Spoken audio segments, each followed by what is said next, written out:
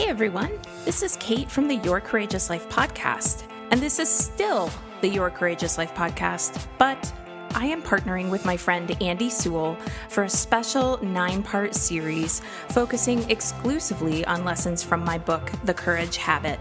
Listen in as we talk about how you can apply the psychology of courage and the neuroscience of habit formation to your life to create lasting behavioral changes. If you've ever wondered how someone can learn the skill of being more courageous in their life, this special Courage Habit series that I'm embedding within the larger Your Courageous Life podcast is it. It's going to have a little Courage Habit themed intro, outro, but again, it's still the Your Courageous Life podcast, just a special little 9-part series where we do a deep dive into the courage habit and how you can apply it to your life. Let's get started. Welcome to the Courage Habit Podcast, an exploration of the Courage Habit, the book and program designed to break the fear-based habits holding you back and replace them with the courage-based habits to enjoy the life you want.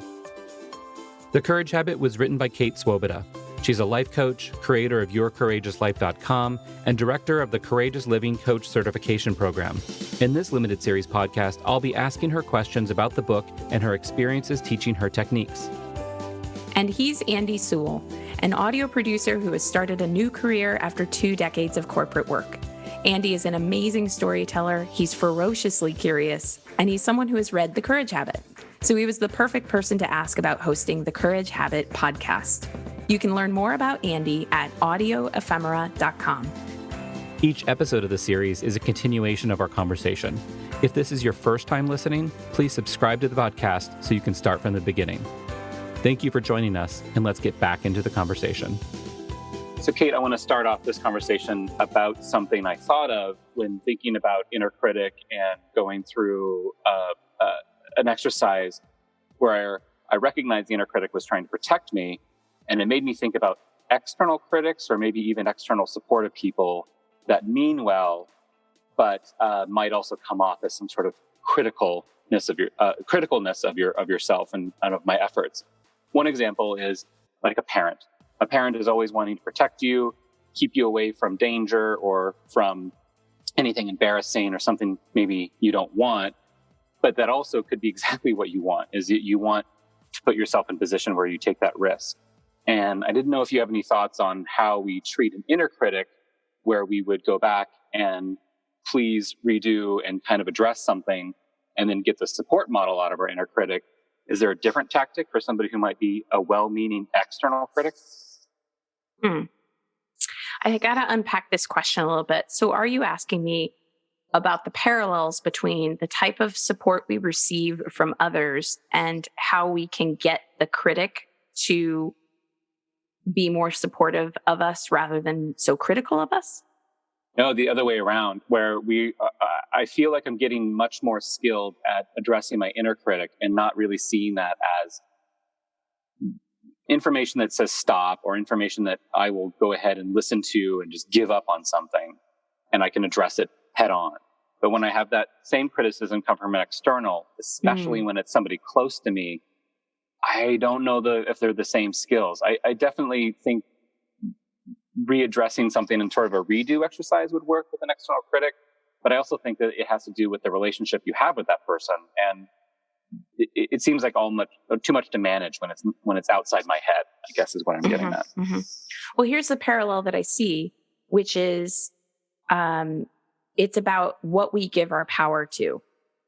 So if the critic is saying things to me that stop me in my tracks from going after what it is that I really want, that is a form of me giving my power over to the critic. When it stops me, I take my power back when I go, okay, I am not the critic. The critic's pronouncement of what is going to happen if I do this or that thing and how it's all going to be a disaster, I can depersonalize it, as in not take it so personally and think it's an attack. I can understand that it's wounding that's underneath all of that, that's being expressed in ways that sound like attack. And when I'm depersonalizing it, and when I'm listening but not attaching to it, and when I'm personally deciding to reframe it or saying, hey, critic, if you're going to give me some info, it's got to be phrased respectfully. That is how I take my power back, in the sense of I'm sovereign. I am my own unit over here. And the critic is part of me, but it is not all of me.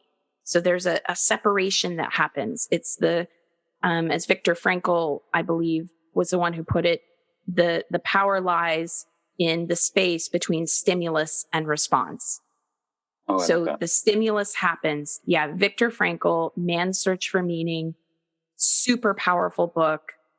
I recommend it highly. It's heartbreaking, and it's also holy woe, because basically he tells his story of going through, literally being in a concentration camp in the Holocaust, and the horror of what he saw. And that was how he came to learn. He was a psychologist before he went into the camps.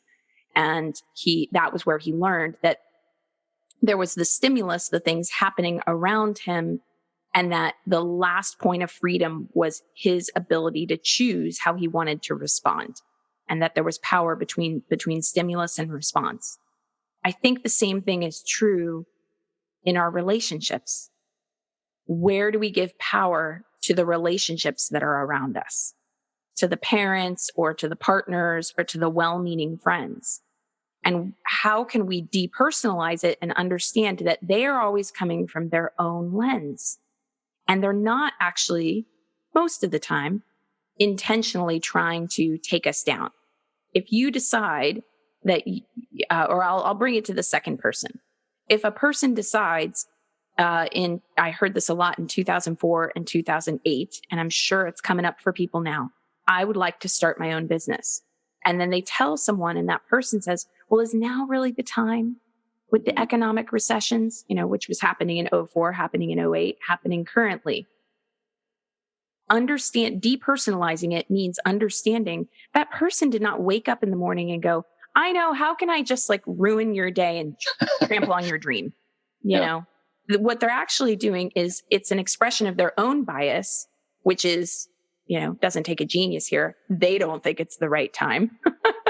They don't think that it would be a good idea for them or for anyone else in their estimation. So it's their bias, and we all have biases. And it's also born out of, I think, some level of protection, wanting someone to step into something more, or wanting someone to step into something more, but to do it safely. And I see all kinds of struggles in relationships when people can't separate the two. I think it's a real sign of emotional maturity when someone decides, oh, just because this person said that thing doesn't have to mean anything about who I am, my choices, or what I'm doing. And that can be really hard when the person is really coming at you with how you're wrong. That kind of criticism is super tough. I get hooked by it too. And then I find that just in general, in more casual conversation, it's easier. And just as a really practical sovereignty and sanity producing exercise that I myself try on and encourage other people to try on is, if I go onto Facebook, every single post I see, I attach the phrase to the beginning of the post mentally, in my experience, ... Because if I don't, I start getting really agitated. I felt it the other day. Someone was like, this idea that hurt people, well, F that. That's bullshit. That's not true. That's da da da da da. And I started feeling kind of this gritchety, why do you have to come in and make this pronouncement? I mean, what if you're wrong? You're coming in here, you're dropping F-bombs, you're doing all caps, da da da.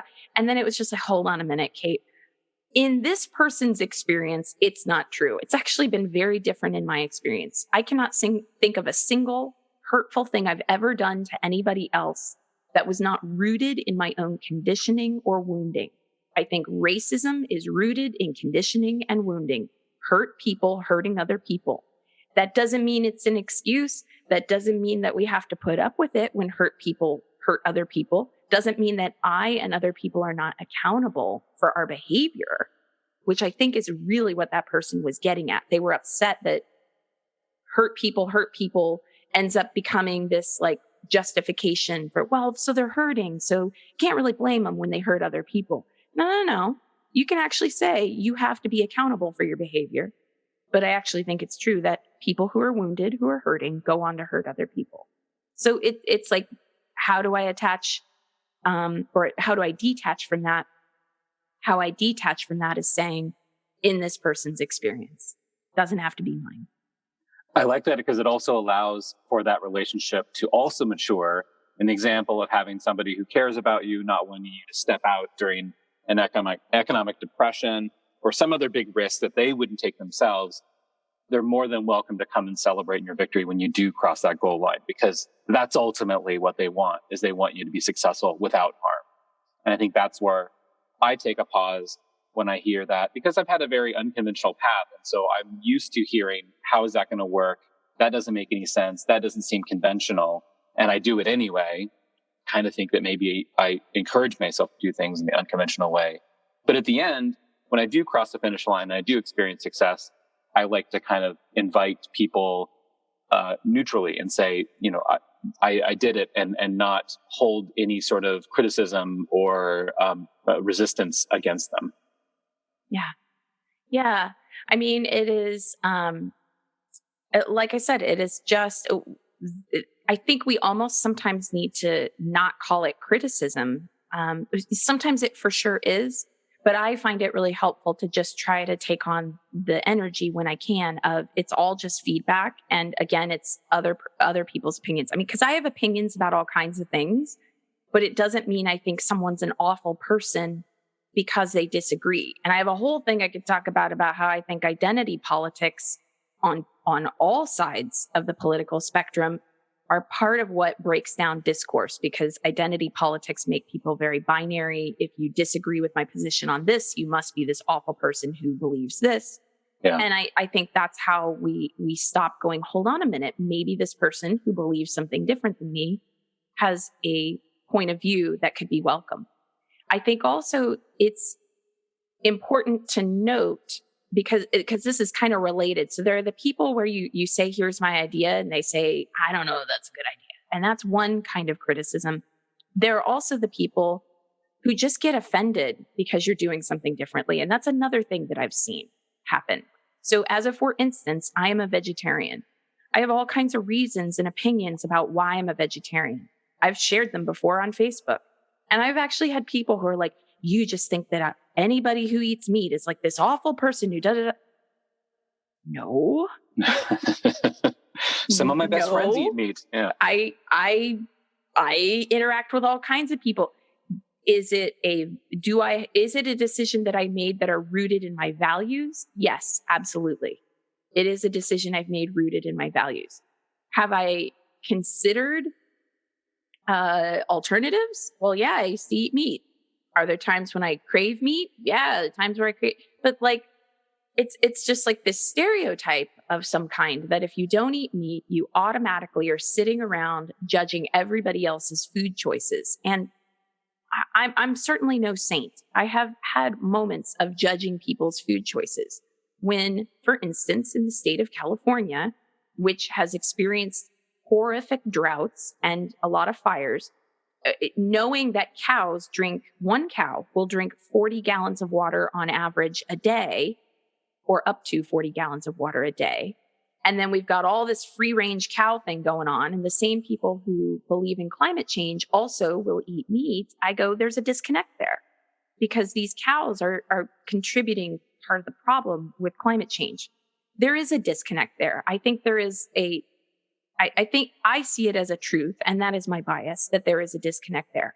Does not mean that I think anybody who eats meat is like a trash person who's just awful and shit. Like there are disconnects in my life too. We are talking on technology right now that has been, if you want to talk climate change, flown all over the world from where it was manufactured. Okay. Like nobody has moral purity. All right. You can find disconnects in my life as well.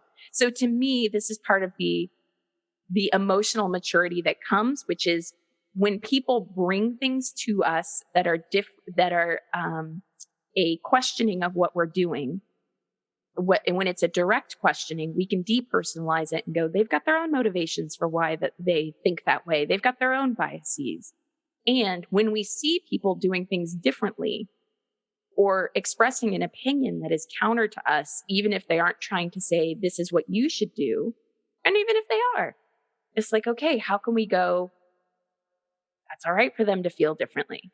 It is okay. So it is okay if you, Andy, decide you want to go into an unconventional path and other people are kind of going, whoa, what is he trying to say? That those of us who don't go through an unconventional path are just average and conventional? I mean, there are people who literally get offended on that level. And absolutely, yeah, it's the work of all of us to basically just go, what am I reacting to? What's that space between stimulus and response that I can go, hold on a second, before I respond or really react, what do I want to do consciously here? I also think because there's just so many of us in the world that your reaction, your thoughts in your experience is a good tool to realize there's diversity in thought, there's diversity in experience, and there's room for your experience. There's room for that other person's experience. There doesn't have to be a narrowing of anything. What we've been taught is that as world progresses, you should be broadening. And so trying things a different way or going about it at what would seem for others at a bad time really is just adding to the collective knowledge of what happens. And I think that if we all stayed on our individual paths, we'll probably all end up in the same place together, which is better, rather than if we force ourselves to march down a well-trodden path. You got it. Yeah. I mean, and it's like there are also, I think it's worth considering different, I guess you could say, pieces of advice or tools that are valuable at different times. Divorce would be one example. For some people going through a divorce, it is a valuable tool to go, hold on a minute, wait, am I giving up too early?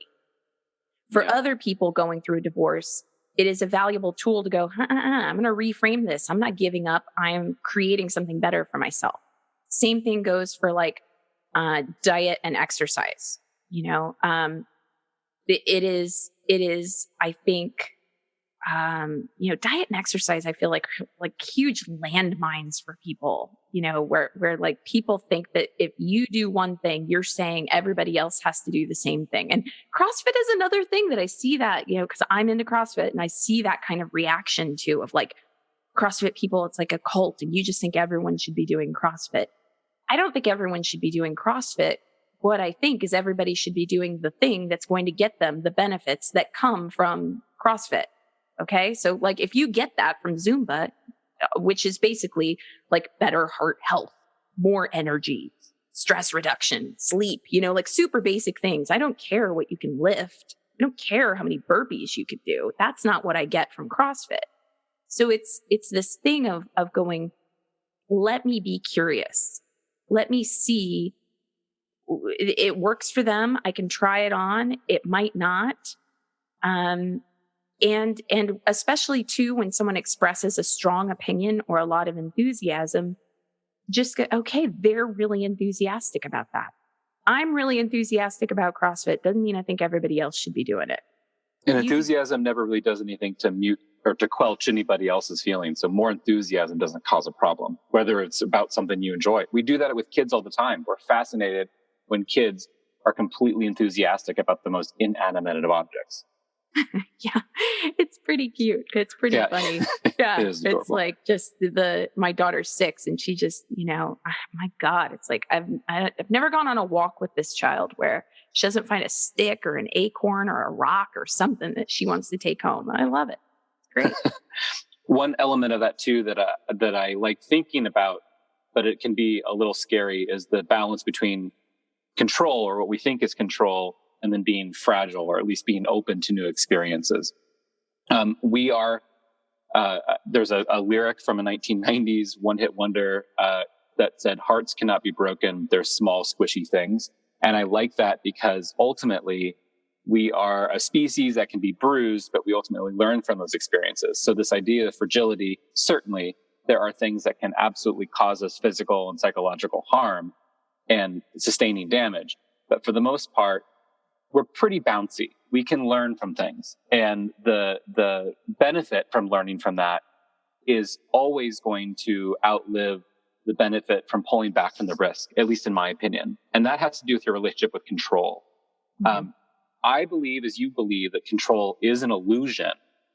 But I also think there is something about where we feel like we're in control is really when we feel we're being our best selves and it feels kind of comfortable.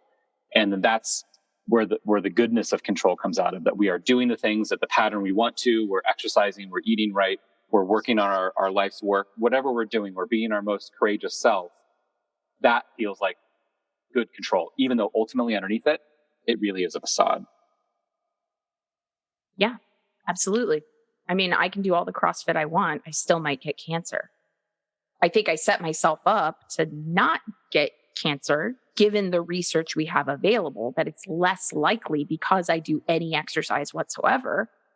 But there are a hell of a lot of factors that feed into sickness and wellness other than the things that we do.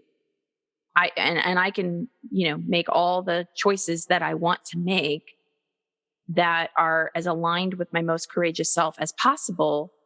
And tomorrow I could get in my car and be mowed over in an accident and be dead. I mean, it's just, this is the inherent fragile, the Buddhists call it understanding that we are essentially groundless, that there is no ground underneath our feet. And I love that metaphor because, that's, we assume, oh yeah, the ground's underneath my feet. And if we just, of course I understand that laws of physics and all that it is, but the metaphor is there to go like, actually, like you might look down one day in your life and go, holy shit, the ground that I thought was there, it is not there. So I think that what we're doing is we're trying to practice the tools, and it's less about the individual things that you do. I think the thing that primes me to live a better life is not the type of exercise I do or the type of food I eat. I think it's the fact that I put conscious attention on the choices and I am striving to go, what works best for me?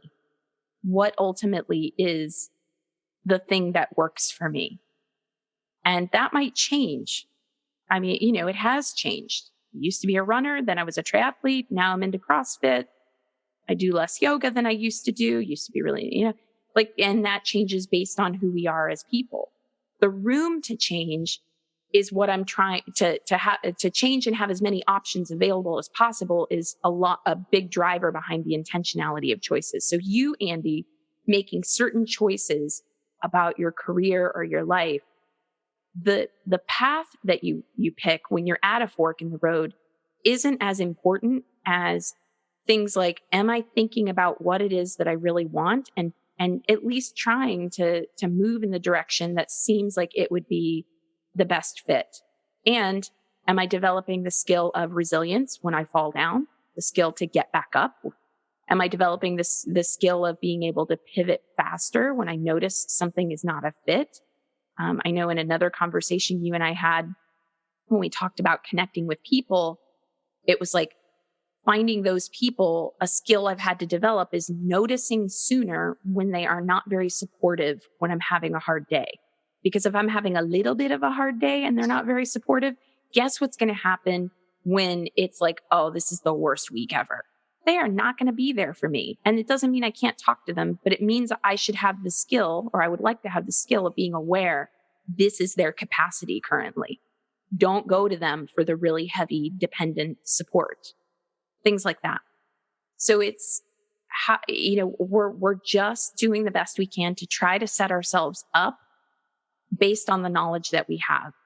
And it's going to change. And everybody has the experience at some point of putting a ladder up against a wall and climbing it and then going, oh, wait, I had it leaned up against the wrong wall. Yeah. I think that's the one of the harder life lessons too, is your circle of support also changes. And we've had those people in our corner that are be there for a long time. They're often our partners or our family, but sometimes you have a support from stranger even. And one thing I was noticing, I made a post on social media this weekend about roasting coffee, and somebody who found the post through somebody else. I mean, this person and I have no reason to have our paths cross, reach out to me because of something that he observed in the picture and was asking about. And I thought, oh, that's so interesting. He was asking about a particular kind of coffee filter that I was using. And it's a product that a friend of mine gave me. And so I told him the whole story. And I realized in that moment, we were connecting on something and we had completely different, I mean, I don't know what his life is like, but we just had this one moment of commonality. I had an experience that solved the problem he was looking for. I passed on that knowledge and we'll probably never cross paths again. And I thought that's another one of those moments of success where something I've done, explored, been curious about, tried, worked out really well for somebody else just as much as it did for me. And they didn't have to be connected to me. I didn't have to proclamate it to the world. I didn't have to broadcast it. I just told somebody, they took it in as a nice little thing. We had pleasant exchanges and we go off on our lives. And it felt like a very small success of just, we're exchanging, we're connecting. There's a mutual support in a weird way, mostly because I was reading that part of your book at the time when it happened. We have these opportunities to connect with people for mutual support, and they don't have to be long lasting. They don't have to be ingrained in an institution like work or family. They can actually just be, hey, we're all out there trying to do our things. Let's keep moving forward. Well, I hear in there that both of you were acting from a place of your way of being, not from the doing. So like there's a way people go about things, right? Or you could go about things. You could go, I want to do audio and sound engineering and interesting projects with audio and sound. That is why I'm on social media. That's what I'm going to post about so I can connect with those people who want to get into that topic too. Yeah. And if that was how you approached it, certainly you would have a lot of rich conversations, and that's one way to do it. It's not bad. But what I hear in what you just shared is that it was, coffee is not your ultimate passion. I'm sure you're very passionate about coffee, as just about every adult is at about 7 a.m. But it's not your ultimate passion. But what drove that experience was things like curiosity, not even just the curiosity of this person's point of view. That was part of it, but the curiosity that led you to try the product your friend gave you, to try different types of coffee. Delight. That's also part of your way of being. Something in you was delighting in coffee in the process. And it's not about the thing, right? We keep going through, we get conditioning through the capitalist machine that what we're supposed to do is build a life resume that is like, objective, and then everything's supposed to feed into that objective. But the delight, the curiosity, the desire to connect, the value of having a moment with a stranger, that's all tied into our way of being. And we are happier the more that we spend time in our essential way of being or our most courageous self. And life doesn't come from a template. I find that a lot of creative endeavors that I've gone out on, one of my instincts, and I've kind of always questioned this, but it makes sense from my background of 18 years in legal services. You always start with what was done before. How was it done before? What tools were done before? And you basically use that to get a good starting point, and you kind of go forward with that. Sometimes that's the solution. Sometimes simple tasks we have, like a recipe, I need these ingredients, I go forward, I get the outcome I'm looking for. But oftentimes the template doesn't work for what we're looking for. And the template can be distracting. The template can actually lead us away from the experience we want. Not to say that experience in itself of trying something one way and not having the outcome we want is bad in itself. It's obviously very good. We know that doesn't work for us anymore. But the expectation that the template is just going to lead to the solution we want is a habit I try to break. There's nothing inherent in the template that means success. It's just a guide of what's been done before, or a way to do things, singular way to do things. Yep. And that's part of the receiving feedback. Like when you get feedback from someone or criticism, it's their template. And I just try to keep coming from a place of, okay, like let me depersonalize it. What if there's something useful that this person is trying to say here? Let me just basically be humble, because what if I'm wrong? I don't know. And related to this template idea, again, I just want to say there are different tools that are helpful at different times. When I am first, and I think this is probably true for most of us, when I am first in the inspiration of an idea, I don't want the SWAT team. And by SWAT, I mean SWOT, like the situations and threats and objections, like a SWOT analysis. Yes. I don't want that. I don't want to hear why it won't work. It's not, or what's the other, a red room? Is that what they call it in legal, where there's like one room, like one, when they're fighting a case, and then there's like one group that goes off by themselves away from the main lawyers fighting the case, trying to strategize about how the opposing people are probably going to bring the case. And then they come back to the lawyers and they say, here are the things we think they're going to throw at you. Something like that. I don't know. I wasn't in the litigation side, but that sounds like a very good drama series I would probably watch. I feel like it's something that comes from the TV show, like The Good Wife or something like that, some legal drama. But in essence, the critical feedback is not bad. And you certainly, there are these books and different things that are out there where they survey the top CEOs, right? And you're always going to get some CEOs who are going, I need people to tell me, here's why this idea won't work. I think there's value in that, but it's just at different times. You don't want yes men along your whole journey. And then suddenly, you're starting something out and like you're alienating everyone around you. You are losing every asset you have and you can't care for yourself.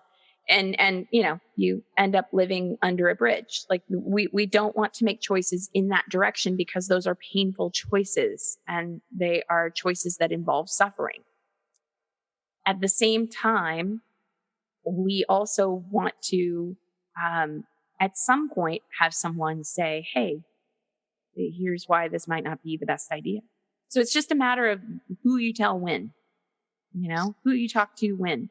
And if somebody is in the habit of simply disseminating unsolicited advice, this is an opportunity for a person to start saying, hey, there's a boundary here, which is exactly what you're doing with your critic internally. Hey, happy to hear what you have to say. Has to be phrased respectfully.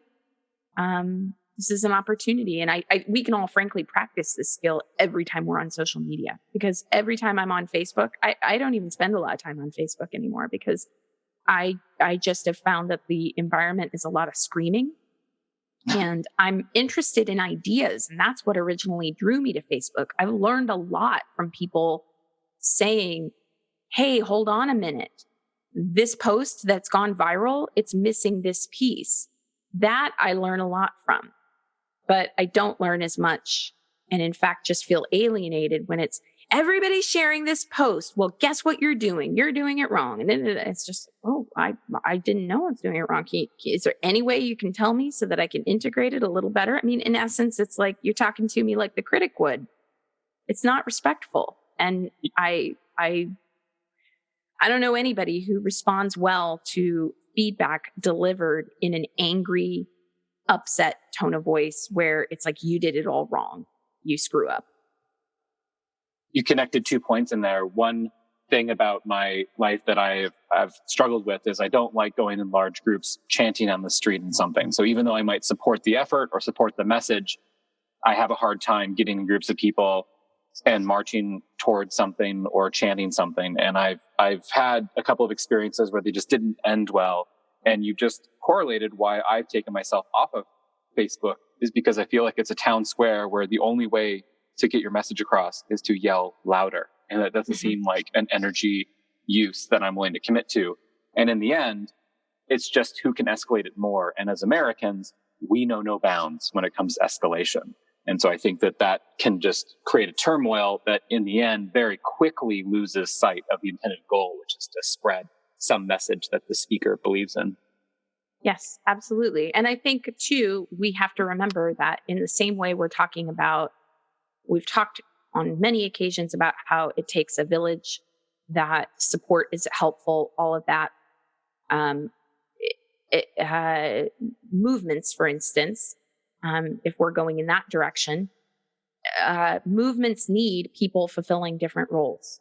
Like every organization needs, and every person, I think, in their life, like agitators serve a purpose. The people who are screaming, saying, no, fuck no, I will not let this issue be swept under the rug. They serve a purpose. The delivery is not usually going to get the job done if it's a bunch of screaming and F-bomb dropping of trying to get people to change. So the delivery is probably not going to get the job done, which is why we need the other people who are going to package it a little differently. And then I see more and more people saying on their Facebook profiles and things like this, if you disagree with me about this or that issue, I will delete and block. I will not emotionally labor for you. I actually think we need some people in every movement willing to emotionally labor. I'll speak for myself as a woman. I don't think sexism is going to change if I, as a woman, say to men, and white men in particular, if you don't understand what you're supposed to be doing to stop sexism, well, delete and block. I'm not going to sit here and emotionally labor you. Like, there's some level at which I understand that I actually need to engage, because men are not going to understand the experience of women without me sharing that experience, explaining that experience, and saying, hey, here's where your bias and conditioning have you thinking that you are not part of the problem or the solution. And here's where that's incorrect. So I need to step into that. And that takes courage to do. And this skill, to wrap it back to the idea of criticism, this skill of depersonalizing things, this skill of saying, hold on, what's this moment between stimulus and response, is actually what I think allows that conversation to happen. Because if I, as a woman, if I don't feel this need, Andy, by the way, but if I did feel the need to like sit down and say, hey, Andy, you did this thing that's very patriarchal and sexist.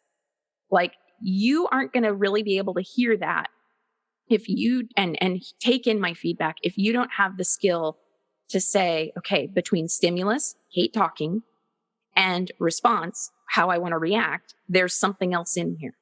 And I, Kate, am not going to have a very successful conversation with you if I don't do the same thing, because otherwise it's just going to be a dump on you and how you're a screw up. And that doesn't get me what I actually want either, which is to be heard or to see some kind of behavior change, to see some kind of larger change.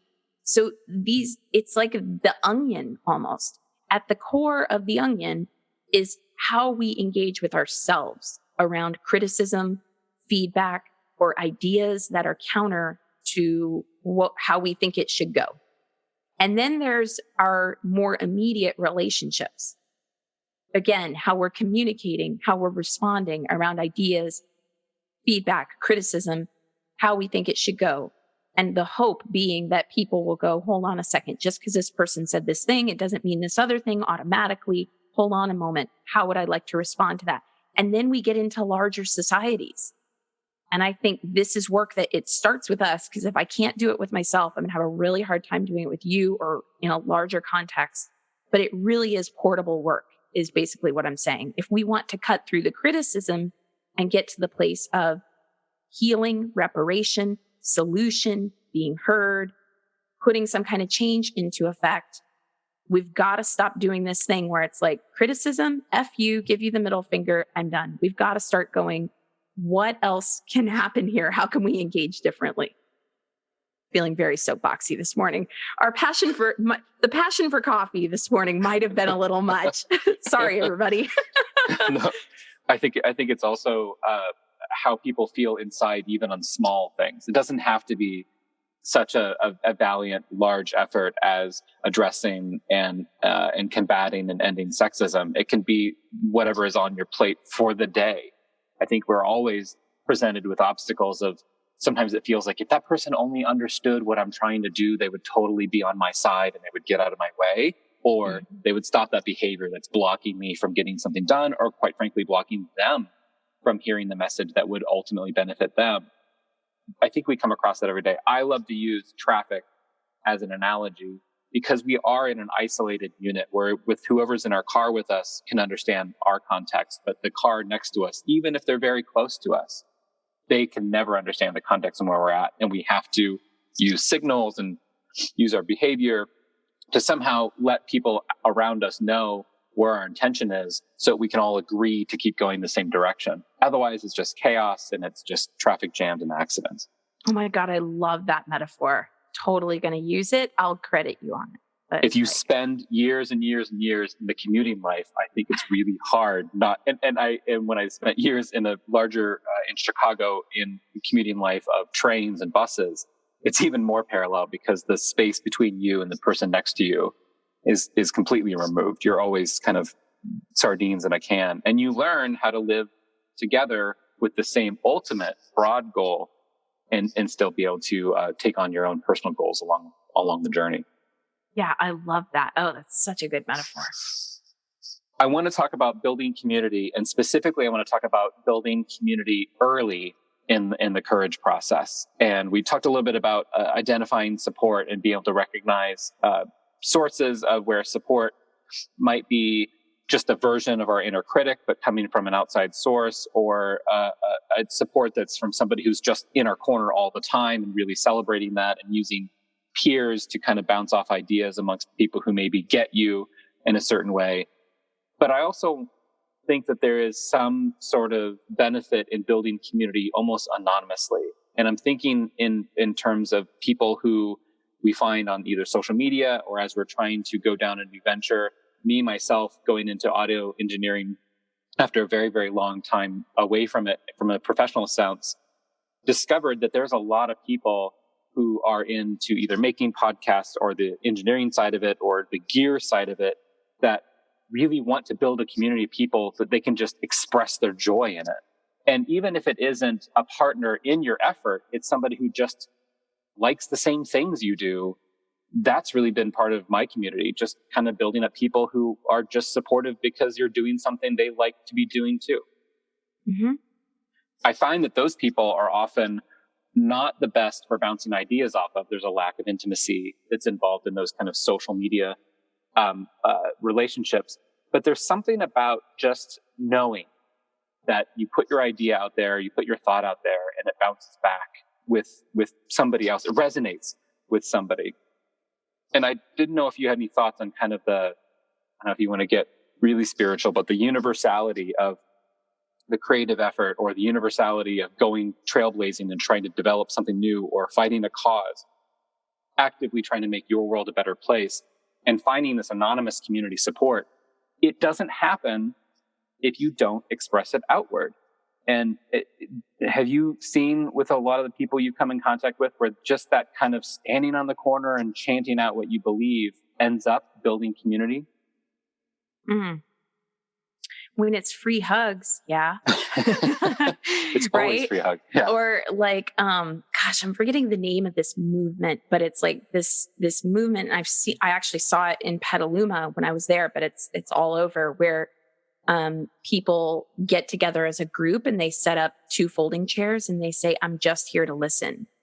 And like, they just sit there and like, they'll listen to what you have to say. And there was at one point, somebody did some kind of, I wish I could remember the name off the top of my head. We'll probably have to figure it out later and put it in show notes or something. But, this like just listen thing, and somebody did a video on it, and like the video is all these people who sit down and start talking. And at first they're kind of like, okay, I'll just participate in this kind of strange social experiment where I sit across from a stranger and they just listen and I tell them about my life. And they have these kind of like, okay looks on their faces. And then they start talking about their lives. And then suddenly people are crying because they're like, I haven't talked about this in so long. There's such power in just someone listening. So I don't know that that totally answers your question. But when we're thinking about, I tie this into stories, okay? Capital S stories about who you are and the way the world works. The story I want to walk through life with is that at any moment, I could experience the delight of connection, because I think that at some point, at some level, all humans want the same things. And it's something I have to remind myself of if I get scared if I have fear right before I'm about to facilitate. So like, we're recording this right now, and in about a month from today, I will be facilitating a retreat, a weekend long retreat for my Courageous Living Coach certification. And every year I get, kind of like speaker nerves, before I facilitate. And the thing I always remind myself is trust the wisdom of the group. that you get any group of humans together, and on some level, they want more courage. They want to live from a place that's values fulfilled. They want to live with purpose. They want to connect with each other. They want to be heard and they want to listen. And so again, I don't know if that's quite answering your question, but that's the immediate direction I was going in. So we can unpack it more if that's not quite where you wanted to go with it.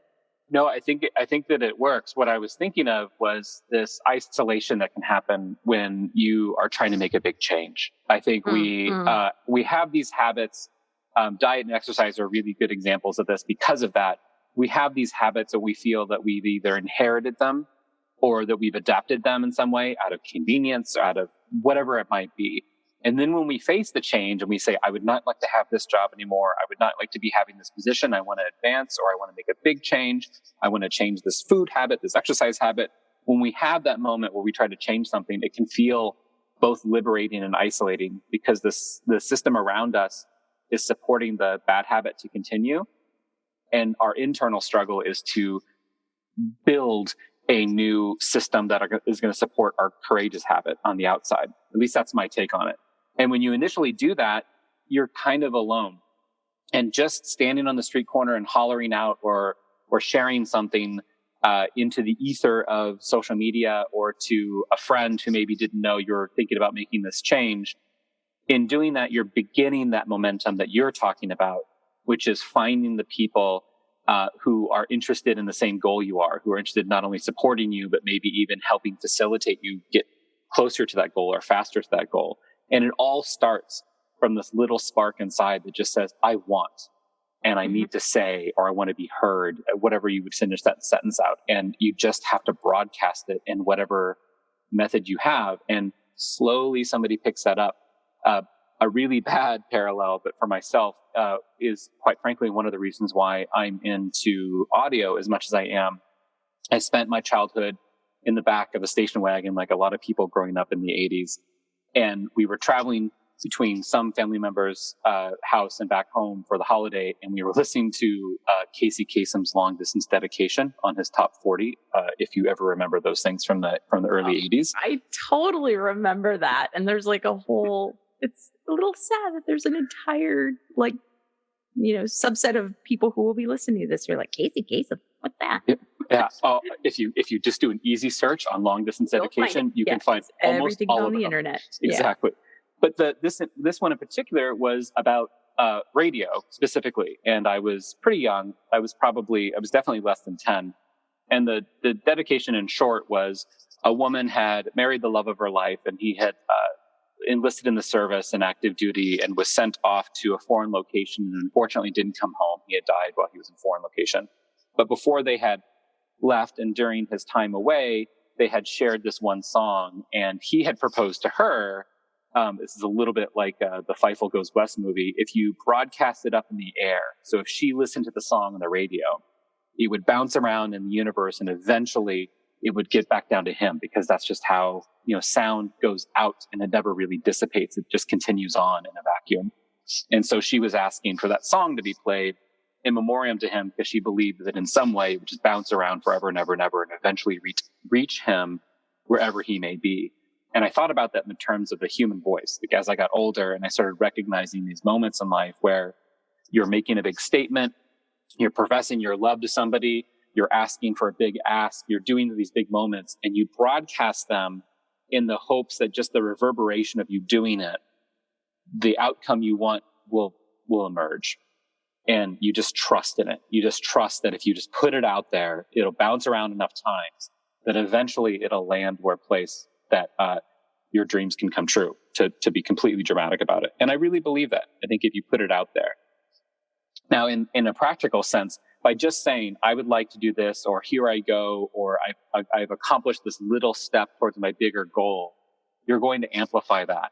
And over time, you will find people who are close to you and are completely anonymous to you that will hear that, and then the momentum gets going. So I think that what you were saying kind of builds on that too. You start small, and as long as you keep going, it only builds positively towards whatever you're aiming for. Yeah, I mean, it's the idea that I don't know how many people know this, but if you put two string instruments side by side, and then the strings are tuned to the same sound or note. If you pluck one, it's not necessarily perceptible to a human, but basically the vibration of the music gets picked up by the other instrument that is tuned to the same frequency. And I love that idea. We never know who we are influencing and how. And I think that is to me an opportunity to remember that, to the best of my ability, the hope is that I leave a positive impact wherever I go. And it's the idea of, you're not doing the things you're doing now for this generation. You're doing it for the benefit of the following 7 generations, that they may flourish, that they may live a better life. And you're doing all that, and in the mix is doing it from a place of a way of being. So yes, you, Andy, when you say, do, create, and then you broadcast it, it is totally great that you have a dream that it will land at X spot. You have a goal of some kind for where this will go. And my hope would be that even if you were to never hit that goal, you would do it because it's who you are and because it's what brings you joy moment to moment to moment. That the outcome is, the day that I got the call that the Courage Habit proposal was going to be a book was like joy rising. I was like out of my body. I was so happy. I was calling people. I was screaming. I was crying. I was like, da da da da. The writing, though, that I do, I'm very clear that I will write always and forever, regardless of book contracts, book deals. It's not solely about that. It is a beautiful thing when a dream is realized. Let's try to realize dreams, because that's a fun game to play in life. It's also, what's your way of being? And how can we bring that to every single day? And then of course, the general trend being that the more we are in that way of being, the more likely it is that we find our way to the thing that's going to be the thing that gets us to the actual dream or goal, right? Somebody who never writes because they go, I don't know if I'll ever get a book contract. Well, they don't get book contracts, or it's highly unlikely that, it's very unlikely that they're going to be walking down the street and somebody's going to be like, by the way, are you a writer? I'm an agent. Would you like a book contract? So I have a spare one in my pocket. Here you go. Yeah, exactly. This is like another kind of old school thing, but I remember seeing Dr. Phil. You weren't thinking I was going to go that way, right? But Dr. No, Phil, because I'm secretly a Dr. Phil fan, but go ahead. I don't mind Dr. Phil a lot. I mean, he's not perfect, but him talking to a woman about dating. And she was just like, I want to meet someone. I want to meet the love of my life, da, da, da, da, da. And Dr. Phil did this funny little bit, which probably is on YouTube, because again, everything's on the internet, where he's like, what are you doing to try to find that person? And she's like, well, I don't know. I mean, I'm afraid to go out and like go to the bar scene and da, da, da. And Dr. Phil like kind of does this motion as if he's jumping into the air. And he's like, well, hon, you're not going to be driving down the street and somebody jumps on your windshield and is like, here I am, So it's that kind of a thing. The actions and behaviors that we take do put a certain momentum in a certain direction. And as we notice the things that work better for us, great, try to do more of that. But we're not attaching to outcome, because attaching to outcome ultimately dilutes some of the process. Attachment to outcome is that like clinging thing. And it's an understanding that fundamentally we are out of control. I really try to, it's like, this is the point where the disclaimer has to be made that no one podcast episode can possibly encapsulate everything that someone has to say on a subject. But like, just to go back to earlier, I said, oh, well, what if people made choices and they ended up homeless under a bridge? Well, that does not mean, that's not the totality of what I think happens with people who are living homeless under a bridge. Some people who are living homeless under a bridge and suffering terribly in that way end up there through a lot of poor choices, and a hell of a lot of other people end up there through no fault of their own. And that's when we can get in the whole, how do we change society so that there are certain benchmarks in place that, for crying out loud, we have a lot of buildings that sit empty. Let's give homeless people housing. So it's not all one or the other. Plenty of, basically shit happens to good people. Yeah. Shit happens to all of us. And sometimes we respond to the shit by making choices that just put us more in the shit. And sometimes we respond to the shit by saying, no more. I'm going to make different choices. And even when we're doing our best, shit will happen. So there are no guarantees. We don't have control. As best we can, though, how can we make it our way of being to best align with our integrity, with our most courageous self, with our dreams? Because as far as I'm aware, in this fumbling, chaotic mess, and I have devoted, now I've been a coach since 2006. So 15, 16 years of my life, thousands of hours at this point, it's got to be, to talking about, thinking about, learning about the psychology of humans and what it means to be in this human experience. And I have never found that anybody has a perfect prescription, other than you do the best you can with what you've got. You try to clean it up. You try to learn from the past instead of staying stuck in the past. And you have a vision for your future and do the best you can to move in that direction. That's it. Another popular culture reference about future envisioning is, the Jetsons were really popular in mid-century in American cartoon culture. And that projected future, sure, some of the things have come to true, but in media, in books, in even scientific writing, predictions of how the future is going to be are rarely on point. They are often similar to outcomes that we have, or advances we have, or conveniences that we've been able to develop or invent, but rarely is anybody's envision of the future exactly as it is proposed. And that gives us a lot of freedom to shape that future. We're not destined to some sort of future in the same way that we are accountable for much of our own past. And what we do now absolutely impacts our future. And if you go towards it and it's a positive thing, that's only going to be good. But if you are convinced that the future is only this narrow model of the way that you design it, it's just probably not going to come out that way. So accepting the momentum and seeing where it goes and kind of riding with it just with your best intentions is probably the best way to head towards the future. It's the only way that anyone can, because we can't know what we don't know. I was just working today on a podcast on dealing with regrets. And I said in that podcast, which hasn't gone live yet, but by the time this goes live, I'm sure it will be. Ultimately, regret is hinged on a belief system that the past should have been different so that life today can be different. And it's super painful when people experience regret. And I, the drum I'm always beating is that we don't bypass the feelings. So when you're feeling regret, over the way the past was, or even your own behaviors, your own mistakes, that's very real. And I don't discount that.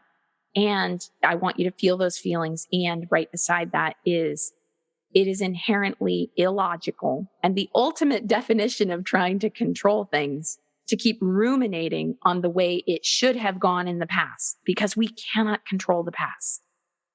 And getting really clingy around this idea that the past should have been different so that right now can be different doesn't do anything for us. What does something for us is saying, why am I feeling this pain about the way the past went? Oh, this is the thing I'd like to be different.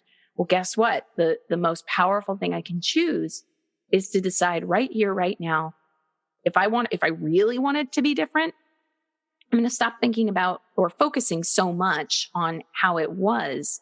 And instead, here's what I've learned. Here's what I'm taking with me. And that's the best any of us can do, because you can't know what you don't know. And even when people say things like, because I try to use examples when I talk about these concepts so that they're not too airy-fairy theoretical. Even when somebody says, well, I regret that relationship. I called that person a name. And, you don't know what you don't know. Well, what do you mean? I mean, not to call people names. Every kindergartner knows that. Yeah. Well, okay. You might know not to call people names, The thing that you could not have known or done in the past in that moment, apparently, was the skill set of emotional regulation to restrain yourself from calling the name. You might know that it's not the right thing to do. The issue in that moment was impulse control, restraint, emotional regulation. And there was a lacking skill set there. Anytime I've ever called someone a name, it's not because I didn't know that's not a kind thing to do. It's because in that moment, I wasn't able to emotionally regulate enough. And to come full circle with our conversation today, it's the same thing that's happening when people unload their criticism on us. It's not that they don't know they shouldn't do that. It's that in that moment, it seems like it's a good idea. It's their own bias. It's fulfilling a need. So here we are. We're doing the best we can with what we've got. We fundamentally cannot go back and change the past. Healthiest thing to do is to say, from this moment forward, I can't control the past and I can't control the future, but I can control the here and now and where I place my intention and my attention. And I can make a choice. Do I want to react or respond? Thanks for listening to this episode of the Courage Habit Podcast. And thanks to Kate Swoboda for joining me. You can find her book, The Courage Habit, wherever you buy your books. Please shop local when you can. You can also find out information about her, the Courageous Living Coach Certification Program, and other resources at yourcourageouslife.com. And you can find out more about Andy and his work at audioephemera.com. That's audio ephemera, EPHEMERA.com. Subscribe to this podcast to get all the episodes and share it with a friend. Also, please rate the show and leave a review as it helps others discover the podcast. Join us next episode when we continue our conversation about building a courageous life.